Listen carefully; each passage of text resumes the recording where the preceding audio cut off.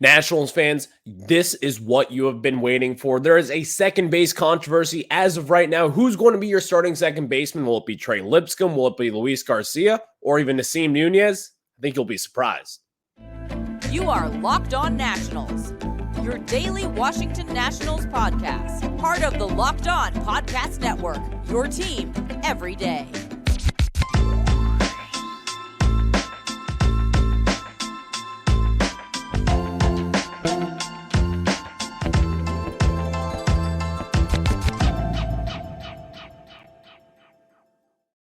And thank you all for making Locked On Nationals your first listen every single day, as we are free and available wherever you get your podcasts. And of course, I'm your host, Ryan Clary. You can catch me over on Twitter at RyanClary11 and as well as the show page at LO_Nationals. For all your latest Nationals news and notes, make sure to check us out over on Twitter. Later on in today's show, yesterday's game, there was an electric ninth inning there with James Wood hitting the game-tying home run. And then, of course, Dylan Cruz, they walk-off single to win against the Minnesota Twins. We'll discuss that a little bit later on as we could be looking into the future. And wow, it's pretty damn bright. We'll discuss that later on in the show today. But of course, also, there's a fifth starter spot up for grabs between Zach Davies or Trevor Williams. Well, do we really want to discuss that? We will in the second segment of today's show, as that will be a very pretty conversation, as I'm sure you all can imagine. This is exactly what we wanted. Zach Davies versus Trevor Williams for the fifth starter spot. Who could have asked for a better situation than that? Not us, I can tell you that much. But let's start off with discussing second base, because that is the biggest position battle up to date, sitting here on March 22nd, 2024, just less than a week until opening day, and the decision will be coming soon. So let's just kind of get into it here, because as we sit here today, Trey Lipscomb has been the breakout prospect of this spring training. And if you were kind of following the prospects over the last year or so, you'd have heard us talking about Trey Lipscomb, a third-round pick at the University of Tennessee back in the 2022 MLB draft. Trey Lipscomb has always kind of been on the Nationals' radar. They've always kind of believed in the talent that coming out of Tennessee, that Knoxville, Tennessee, obviously the University of Tennessee is incredible in the way and the prospects that they have put out over the years. Simply incredible. So Trey Lipscomb was always on the Nationals' radar for someone who could break out.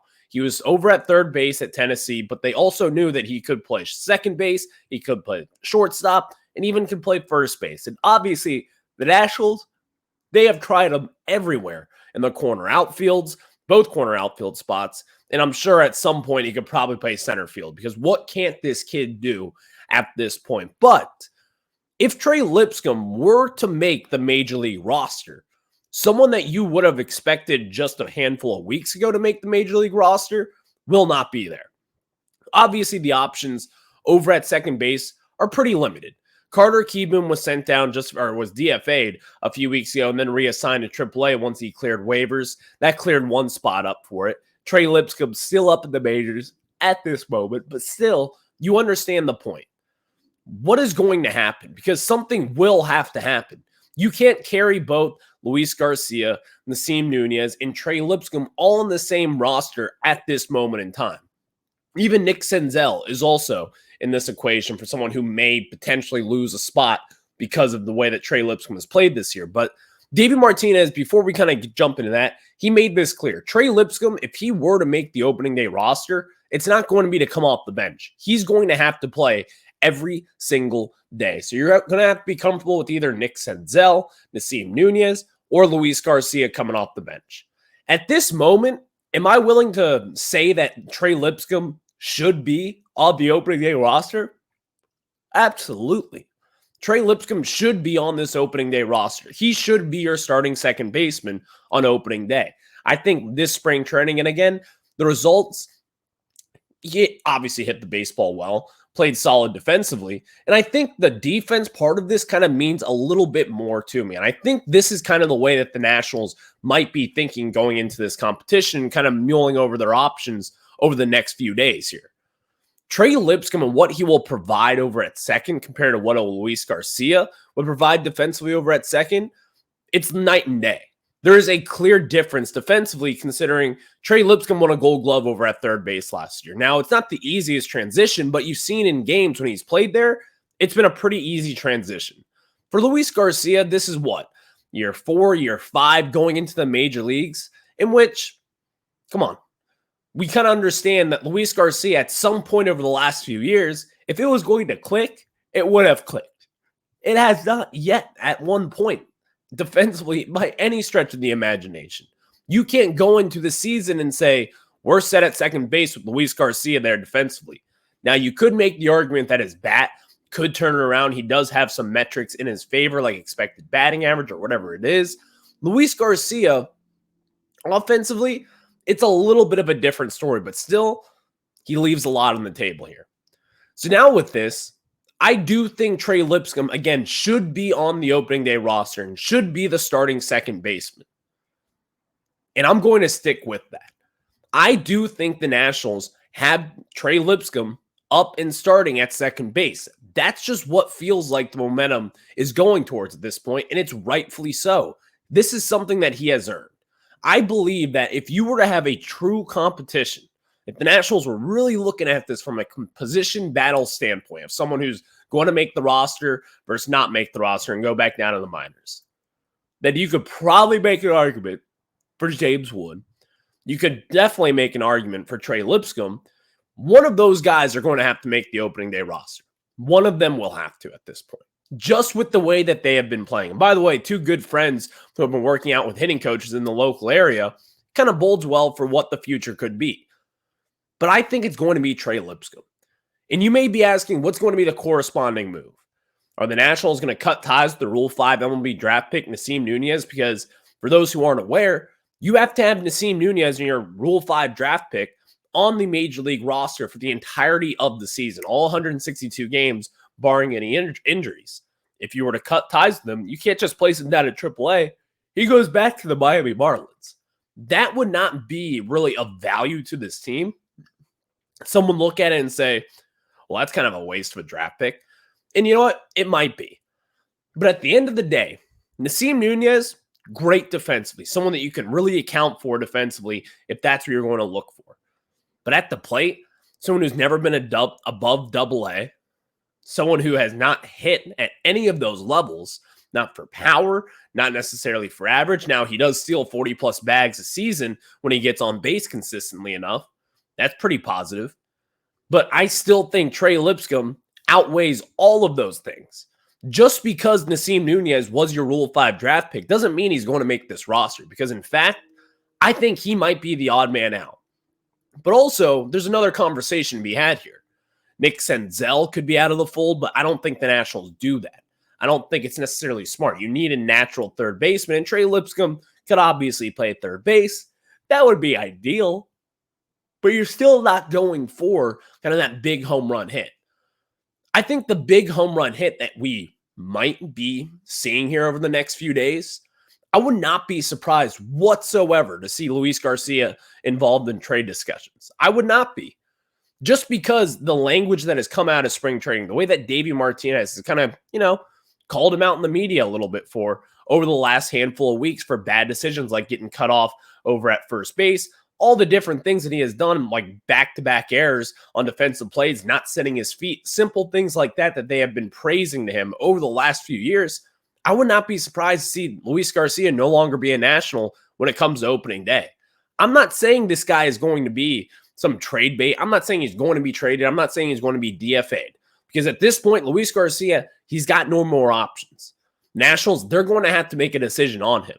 You're either going to have to DFA him. Hopefully he clears waivers, which I don't really think he would. I think a team would take a chance on him because, again, young second baseman who has shown a potential to hit in the big leagues, who has gone hot at times, and maybe a team like the Rays or a team out there will want to take a little snag on him.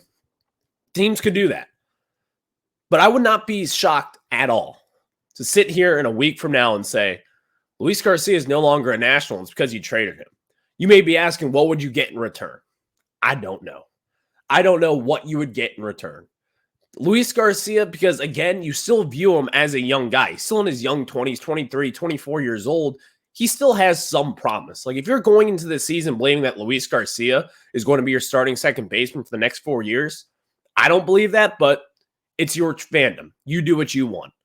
And I think that's not a crazy thing to think because he has showed us promise. He has showed us at times he's starting to click. He's starting to come together at the plate. It's starting to all make sense. And this vision of him being at second base with the CJ Abrams over at shortstop, it's all starting to come together and you see the vision for it. But moving forward, I think it's just got to be Trey Lipscomb and you never look back. The way that he has hit, the way that he has showed defensively over at second, the way that you can move him around the infield in which you can't really do that with Luis Garcia. You can do that with Nasim Nunez, but again, the offensive production will not be there. It will be obsolete. So I think Trey Lipscomb at this moment, it is a bold prediction. I think he's going to be your opening day second baseman. As far as what the Nationals do and far of corresponding roster moves, I think the likeliest decision that they do is have cut ties with Nasim Nunez. Send him back to Miami, and that's that. You waste a Rule 5 draft pick from this last year, but let's be honest, Rule 5 draft picks don't mean all too much for this Nationals team. It just simply does not. So Nasim Nunez, you might be walking out the door, but you know who might be walking in the door? Your future National second baseman with Trey Lipscomb. That is a pretty cool thing to hear, I think, on opening day. And I think a lot of people should be excited for what Trey Lipscomb could bring to this table. Thank you all for making Locked On Nats your first listen every single day, as we are free and available wherever you get your podcast. And of course, check us out over on Twitter at LO_Nationals. And of course, check us out over on YouTube. Just search Locked On Nationals there. But now let's talk about the fifth starter spot, as someone's got to win this job. I'll tell you who will win that job and who should win that job between Trevor Williams and Zach Davies after I tell you guys about our friends over at Ibotta. And guys, it's officially soup season, so make sure you get all the ingredients you need to master your recipe while getting cash back on your purchases with Ibotta. Ibotta is a free app that gives you the most cash back every time you shop on hundreds of items, from groceries to beauty supplies to toys, so you can make sure you're beating inflation no matter what you're purchasing. The average Ibotta user earns $145 per year. That can cover the cost of an entire shopping trip. Buy that flight you've been eyeing, and the game that you're dying to go to, or the fancy dinner that you've been craving. Other apps give you points that don't amount to much with Ibotta. Just add your offers in the app, upload your receipt, and you get real cash that you can cash out to your bank account, PayPal, or gift cards. And guys, right now, Ibotta is offering our listeners $5 just for trying Ibotta by using the code LOCKEDONMLB when you register. Just go to the App Store or Google Play Store and download the free Ibotta app to start earning cash back and use code LOCKEDONMLB. That is IBOTTA in the Google Play or App Store and use code LOCKEDONMLB.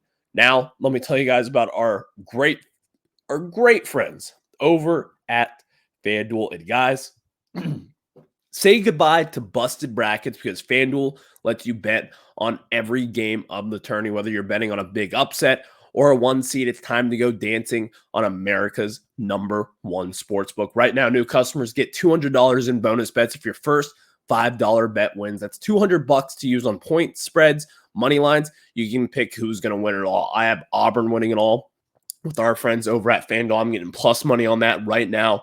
They play today. You could do that as well. Make some money and have a little bit of fun. All you have to do is visit FanDuel.com/lockedon. Again, that is FanDuel.com/lockedon. Bet on college hoops until they cut down the nets. Again, that is FanDuel.com/lockedon. Bet on college hoop. You will not want to miss it with our friends at FanDuel.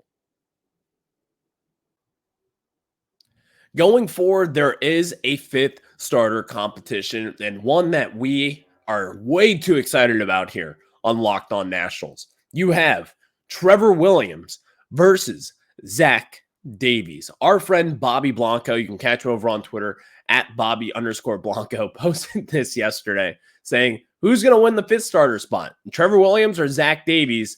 And he posted the numbers, and oh my God, just how sad is this? Your fifth starter spot is going to come down to two rusty veterans. Last year, Trevor Williams was one of the main acquisitions from the Nationals team. Didn't do too good Ditto. We're so surprised by that. And Zach Davies, who is a minor league signing this past spring training, and he might be something. He might be a fifth starter for you down the line. But here are the numbers because they're just hilariously bad. And I hate reading numbers out. I hate reading box scores, whatever you want to call them, but these are just too good not to read. Trevor Williams, through 4 starts, has a 7.2 ERA, a 3.48 batting average against, and a 1.60 whip.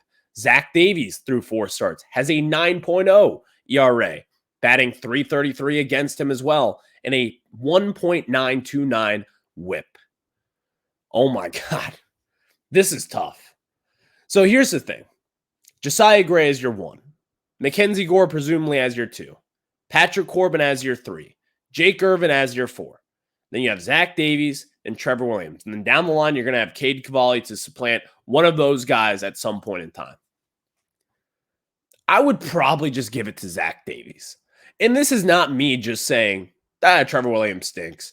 I think Trevor Williams could have a valuable role with this team. I've always said that, and I truly do believe in that. Some people may think it's crazy. I don't think it is. Trevor Williams was tremendous with the 2022 Mets. You know what he did in 2022? He was a spot starter. He was someone who came in, ate up a couple of innings, relieved your bullpen, and I think that is what Trevor Williams should be doing. That is what he should have been doing from day one. He should have been coming in. You should pair him with Patrick Corbin, and they should never leave each other's side because you know why. You have Patrick Corbin, which we know, we love patty cakes over here, but 4 innings pitched, 4 earned runs.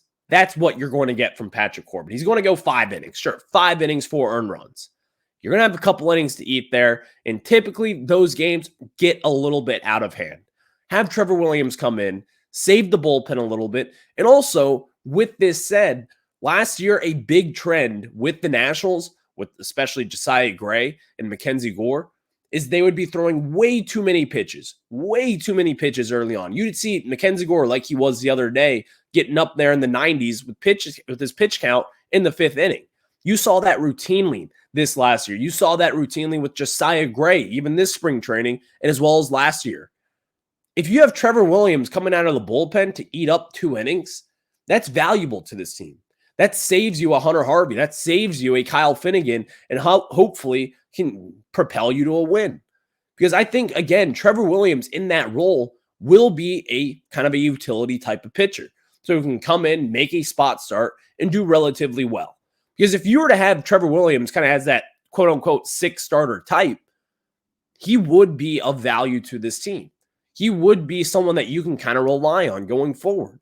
Because, again, you're going to have spot starts. It happens to every baseball team. It happens all the time. Some guy gets a blister before the game and can't pitch. Someone has a cut on their fingernail. Someone sprains their ankle. Whatever it is, this stuff happens. Trevor Williams will be able to start at some point this year, but I would just give it to right now with Zach Davies. He has shown me not all too much. He's throwing a 90-mile-per-hour fastball with a changeup that doesn't really do all too much, but he has had some success in recent years. I'm not saying he's going to go out there and be lights out. That's not my expectations. That shouldn't be your expectation either. But I think with this, it's more so about finding a role for Trevor Williams. I think Trevor Williams just is better out of the bullpen. We've always said this. That is where he's had his most success with the New York Mets, specifically in 2022, in which Mets fans, who are pretty brutal at times, were actually upset that they lost Trevor Williams. It's not because he was a great starter with them. It's because he had a role. And that role was coming out of the bullpen and being that fireman. I think that is of value to a team like the Nationals, in which you have a young pitching staff. You're going to have Cade Cavalli come up, who, by the way, has a little bit of command issues. His pitch count's going to get pretty high as well. That inning count is going to be pretty limited. If you have Trevor Williams coming in when Cade Cavalli reaches 85, 90 pitches and the Nats decide to pull him there, then you have Trevor Williams for the next 2-3 innings, and that helps save your bullpen just a little bit. Because Cade Cavalli is going to come up to the majors at this point and make an impact and start every 5 days. But he's not going to have the full leash that he would have maybe a year and a half ago. He's going to go 85, 90, 95 pitches at starts and really nothing more than that. No more than 5 innings. They don't really want him going up and down all too much. I think Trevor Williams will have a big role in that department, as well as Josiah Gray and Mackenzie Gore when they get in trouble, and as well as Patrick Corbin when he gets in trouble, and also Zach Davies when, unfortunately, he will get in trouble.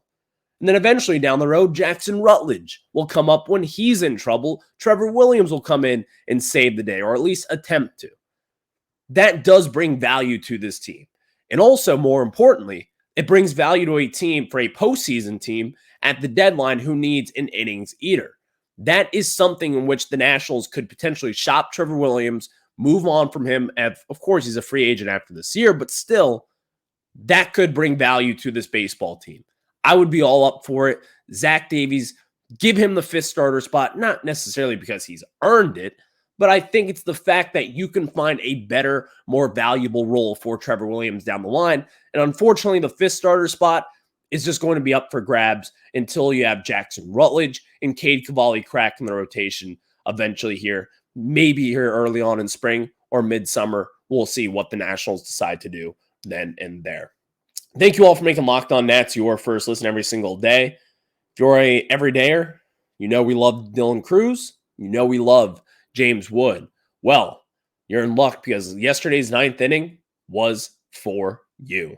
Let me tell you about that after we tell you guys about our good friends over at Amazon Fire TV. And guys, Fire TV is your destination for sports, from live games to highlights to in-depth analysis. Fire TV offers amazing viewing experiences with smart TVs, as well as a Fire TV stick that you can plug in your existing TV that provides access to millions of movies and TV episodes, as well as free and live TV. Whether it's opening weekend for baseball or the college basketball tournament, you're going to want to have Fire TV. Fire TV recently created Fire TV channels to deliver a constant supply of the latest videos from your favorite sports brands, all for free. That includes all of us at Locked On and most of the big pro leagues, and to all college conferences as well.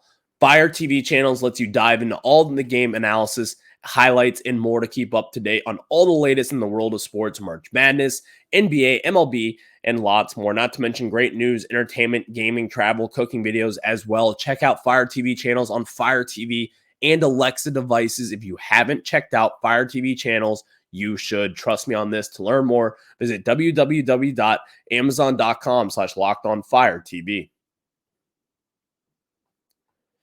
Now we get back into it, as James Wood and Dylan Cruz, two of the brighter prospects this team has and has had in quite some time. Well, welcome to the show. Because yesterday's ninth inning, down a run, James Wood comes off, hits a leadoff home run to left field, opposite field for him. High one, it clears the bench, it clears the wall out there and left, gets into the Wave team's bullpen, and away we go. Tie game there, and then Dylan Cruz, a few batters later, comes up to the plate with runners on, hits a line drive single into the outfield, which scores a Nationals run, and that was a walk-off in the ninth inning. Picture it this way. The year is 2027. Game 7 of the World Series in, let's say, Minnesota. You're in Minnesota with their very, very talented farm system at this moment, with a lot of young prospects right now already up in the majors. Royce Lewis, not really a young prospect, but someone who is, in my opinion, a shining star of the future of baseball in Minnesota. Carlos Correa at the back end of his contract in Minnesota as well. You're there. It's Game 7 of the World Series. At home, let's say for the Nationals. You're in D.C. on the Navy Yard. Game 7, it's 3-3. You have James Wood coming up to the plate. You have Dylan Cruz on deck. James Wood gets on base. Dylan Cruz hits him home. The Nationals walk it off, win the World Series. This is stuff that you can be dreaming about. It's not that far away. And I think with yesterday, Dylan Cruz and James Wood both soaked it all in. They had some good quotes from the game yesterday. It's spring training. Dylan Cruz has had his struggles in spring training. We've talked about all the good things that James Wood has been doing, that Trey Lipscomb has been doing, and at times what Robert Hassel started off as doing as well. But unfortunately, Dylan Cruz has not had the same luck. But yesterday, this was kind of something that was good to see, because you've been hearing all about Wyatt Langford. You've been hearing about all the things that they have said about him. You should have taken Wyatt Langford. He's going to be the more pro-ready hitter, and he has been killing the baseball in spring training. Not so fast. It is spring training. at the end of the day, you can't really account for spring training numbers because they're going up against minor league talent. Some guys are getting acclimated to it. It's not that big of a deal. So with that said, that was a cool thing to see yesterday because it kind of just gives you a glimpse into the future. And that has been the most exciting part of national spring training to date. Last year, you saw a handful of times James Wood get some opportunities and some at-bats. You saw a few times Robert Hassel had some at-bats there as well. A handful of other prospects that you're like, this is pretty exciting. But now, as they continue to knock closer, when they're getting consistent at-bats, they're getting late game at-bats, they're getting there in prominent moments. This has been the exciting part of the national season, if we're just being honest here. So seeing that ninth inning yesterday with James Wood in the game-tying home run, which, again, James Wood just killing the baseball, opposite field power. That's something that you really want to see. It's 70 grade power to a T. It's something that you should be all excited about as he inches his way closer to making a debut over at Nationals Park. Thank you all for making Locked On Nats your first listen every single day, as we are free and available when you're wherever you get your podcast. Check us out over on YouTube. Search Locked On Nationals there. And of course, I started the jingle a little too early there. That's all me. But I will catch you guys on the flip side. Have a good one. Enjoy the Nats.